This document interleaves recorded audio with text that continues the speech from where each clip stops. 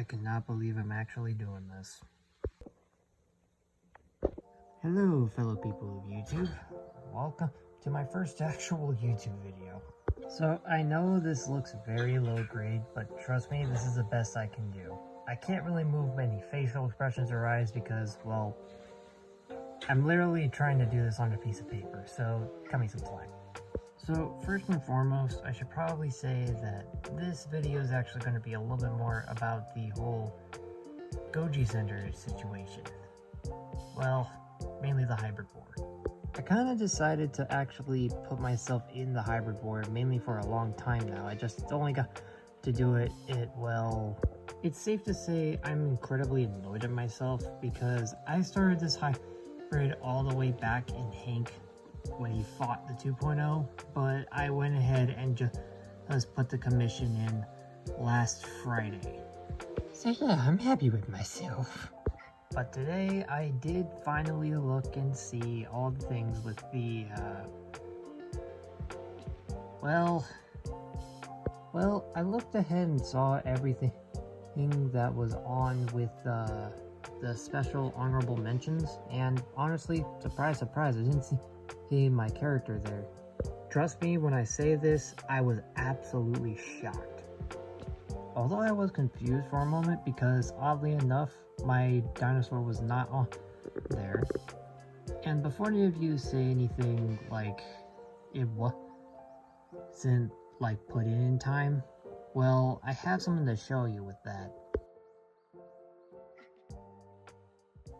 If any of you read that right, yes, that was Goji Center looking at my thing, liking my post, and even doing stuff on it, so I know they saw it. What makes it even weirder is the fact that there were way better hybrids out there than mine, legitimately.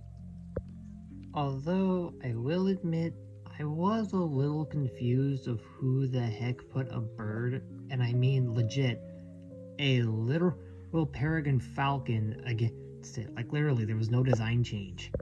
But with all this talk, I should probably go ahead and show my dinosaur then, should I?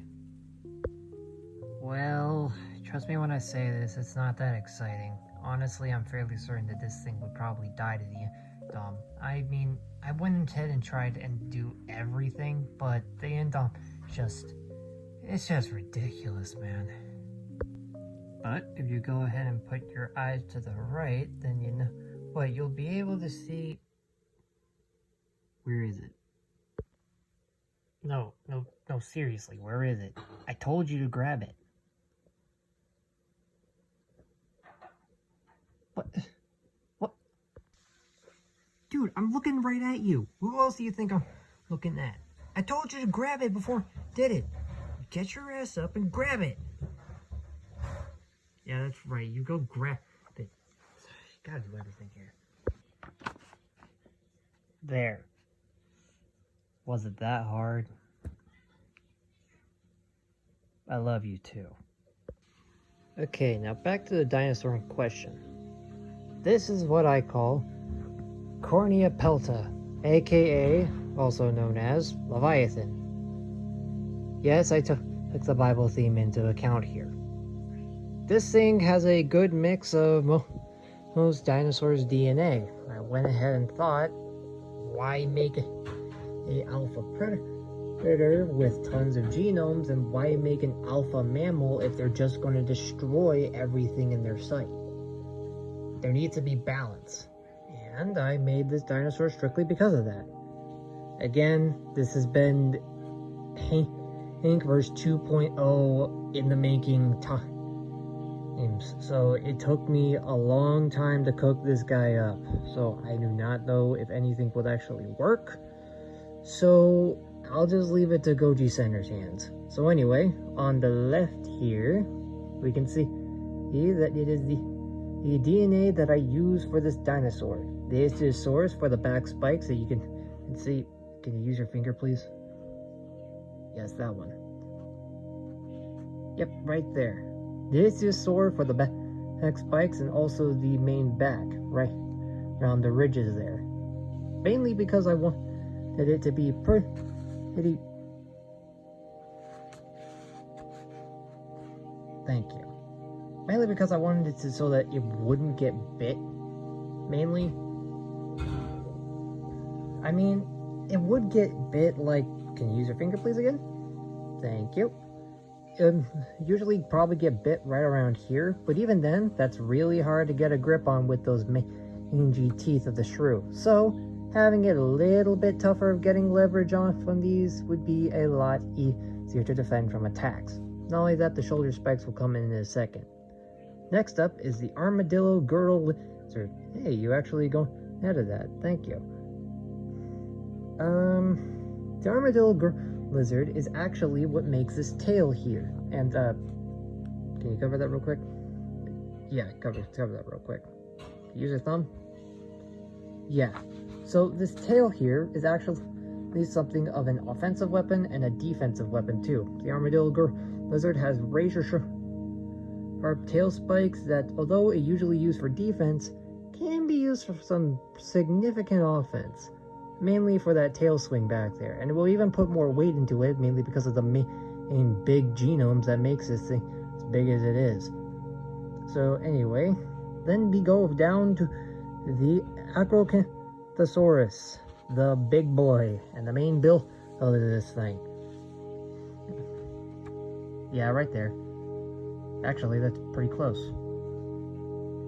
Yes, you did a good job. Thank you. Now, keep focus. So, mainly the thing of this body is that it actually has the Acrocanthosaurus DNA. The main body, muscle, build, and also the legs are mainly made from the Acrocanthosaurus DNA. Because the thing is, I went ahead and wanted something that could not only do stuff, could not stumble, but can also take a hit. And the Acrocanthosaurus actually went ahead and had a lot of stuff in its toolkit that I didn't really realize going into this, so it was actually going pretty well. So now going into it is the Triceratops and T-Rex genome. You can obviously tell because of here. Goji Center's already gone ahead and explained everything about it, of how it's so good because the Triceratops and Tyrannosaurus actually makes it to where the bite force of this thing is incredibly freaking strong. So it's pretty damn good. So anyway, I also went ahead and took something from another one of their creatures and... What? What about it? What do you mean it's... Okay, look, this is hybrids, not English minor, okay? A lot of people in the hybrid war use the African dwarf crocodile to at least mitigate the shrew's effects, okay? I did it for that and also for a different reason. And same as Goji Center, they did it for a different reason too. Now hush and keep going. Okay, fine. But it's still gonna be put a part of it. It's still using the armor and still using the genomes, so get over it. Oh, quit complaining. Yes, okay, where were we? Oh yes, the African dwarf crocodile. I use it for the same reasons that Goji Center used it for. Mainly for the main body armor. Yes, that right there. And also its flexibility and poison immunity. Okay, quit complaining. Just keep pointing. I paid you for a reason. Alright. Now where were we? Ah yes. Next up is the Spinosaurus DNA. I will literally bite you if you don't shut up. Oh, you want to get into that place now? Don't giving me death threats now. Okay, look. I'll give you some extra cash if you go ahead and actually do your job. I got some stuff and I got some money, so just please, can you just swallow your ego for just 1 second? Okay, thank you. Now, can you go down to the Spinosaurus? Okay, where were we? Spinosaurus. Okay, yeah. So I mainly use the Spinosaurus mainly for two reasons. Number one, the arms.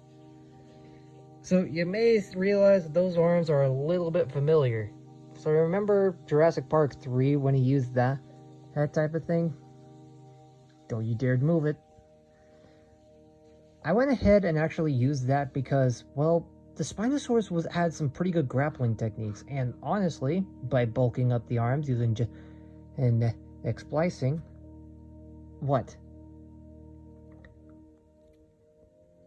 Okay, you know what? You want to go ahead and say that, but Goji Center used that for the Indom 2.0 to make it shorter, and you know what? It made it weaker in the first place.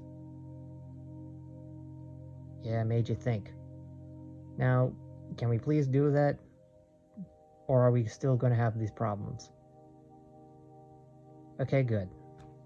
So, I bulked up the arms a little bit, basically to make it just have a little bit more force. And those claws are actually pretty damn sharp because of the Acrocanthosaurus using its freaking claws in combat. Not only that, it had 3 feet long to actually know how to use them.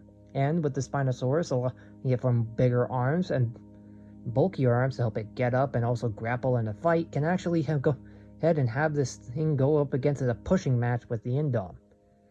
So next comes the big main event, the stonefish. Okay, what are you looking at? Okay, and dear, what are you looking at? I guess I got to explain this. Yeah, grab your popcorn. Okay, so the main reason I chose stonefish was not because of the immunity or anything about it. I chose it mainly because the stonefish doesn't have poison that's built to kill. Yeah, I am specifically honest. Stonefish venom is not built to kill. Okay, hang on, I'm getting to it. Stonefish DNA and poison is actually pretty damn strong, especially in a dinosaur this size, which I'll get to that in a little bit. A dinosaur this size is actually going to generate more poison and well, an inflammatory liquid that increases that increases the pain levels up to the highest, basically makes it to where if a tiny fish could have that amount of pain level, if just a little bit of things happen, what's going to happen when something that's roughly about the same size as the Indom gets poked by something this big and actually gets poisoned and has that much injected into its body? Do you really think that the shrew and dwarf crocodile are going to go ahead and work together on that to actually go ahead and make any difference?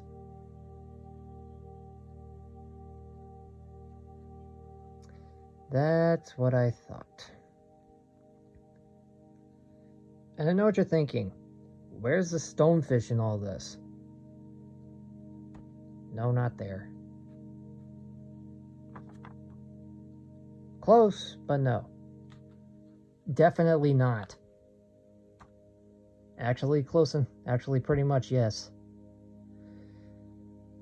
The spikes of the dwarf crocodile? What? I'm not a professional. This is my first actual video. Keep working. The Spinosaurus sail actually works pretty well with the stonefish DNA, mainly because the fins kind of replicate the same thing as the Spinosaurus cooling back. So it actually works to hide those spines, and it also makes it to where, remember how in the video of the Indom 2.0 they usually always use stuff to jump onto things' backs? Yeah, that will stop it from doing it, because if it does... And also, could you go to the Aesosaur spikes again? Thank you. That also has Aesosaur... The Aesosaur spikes? Yeah, also have stonefish poison in it too. No, I'm serious. Stonefish do have spikes on the side to help defend from attackers. So, And let me just ask you this. Dinosaurs did not just use their teeth, they used everything in their arsenal. And they knew how to throw their weight around. So that shoulder check would definitely probably put some holes and a large amount of stonefish poisons into the bloodstream of that creature.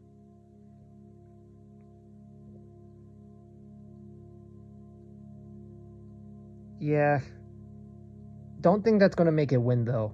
I legitimate... Because remember, we're going up against Goji Center. They have literally debunked everything. Okay, so now Alright, and... Can you go over to the thing? You know what I'm talking about, right? You don't have a clue, do you? Right beneath the tail. Thank you. Okay, so this thing is its stats. I didn't put this in for Goji Center, and I am completely sorry, and that might not even get it into the thing.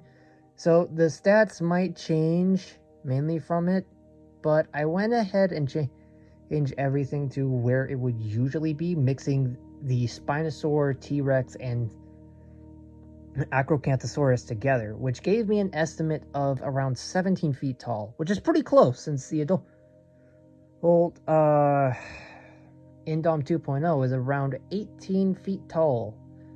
So it's actually pretty balanced. And because of the Acrocanthosaurus DNA, it makes it just as long as the Indom. So it's not gonna... So we're both gonna have equality in that part. And the 8 tons of weight to help bulk it up and get it to where it can throw down with that frickin' behemoth of a scaly ape. But yeah, that is Cornea Velta. Wait, Cornea? No, Cornea Velta. My pride and joy. She is a beauty. And I hope that she actually got in, because it makes me worried. Now, as much as I've gone ahead and actually done with this creature, I'm gonna tell you this, I don't think this thing stands much of a chance. As much as this beautiful creature that I raised from a test tube is, and I love it very much, no matter how much planning I do, there's just probably no way it can even stand up to the Indom 2.0, no matter what situation it is.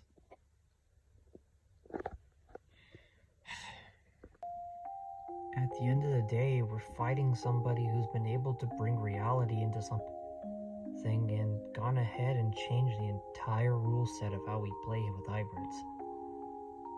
As much as I'm proud of my girl and how much she's grown, it's always up to chance. Not even Samson can even probably take this thing down, because there's probably some secret that we don't even know about. At the end of the day, we just gotta face the facts. Goji Center's completely debunked and derailed many things. Ones that could possibly take it out, and some that couldn't. It's completely up to chance. No matter how many times we make something more powerful, they're just gonna make something more powerful. Which means it's just gonna be an infinite loop. Something that we can't destroy. And it's depressing, because no matter how many times we put every hour of the day going ahead and researching different animals to put into our creatures, it will just never be enough.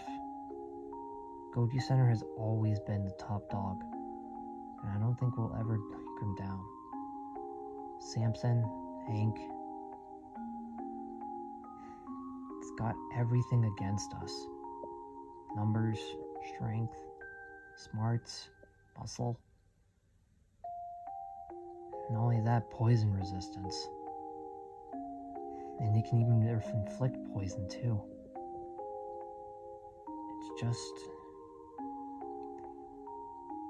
It's so strong that I don't even think any of our hybrids can even stand a chance to it.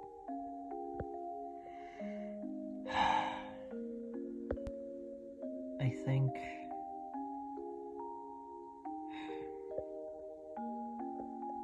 I'll make another one. Mainly to make sure that our species doesn't die. Mainly to make sure that I don't lose the creature that I love. Because even if it does get in the arena, which would make me super proud to see that I made a creature that was strong enough to even go toe-to-toe. I want to make sure that it would never die. At least not to me. I know philosophical things is not something that we really talk about when it comes to war, but it's gotten me to think. We're making these creatures for what? To kill one singular creature.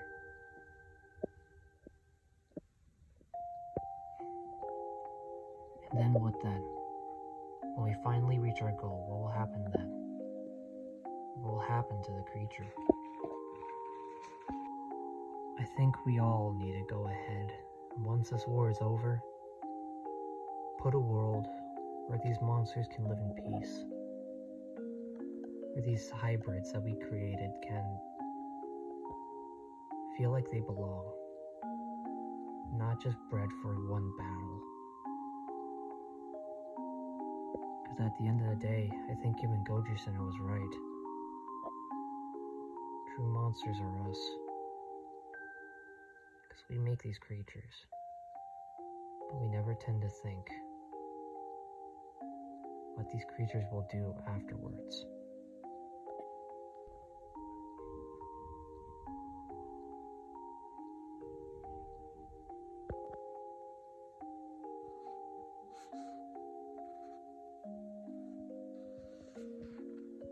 Thanks, buddy. Well, I think that's gonna be it for now. I said my piece. So, for all of you in the hybrid war, and the rest of us that are still in the top number 16, I wish you all the best of luck. And just know, maybe we should all collaborate to make a world where dinosaurs can all thrive and truly have a place to live. Think about it.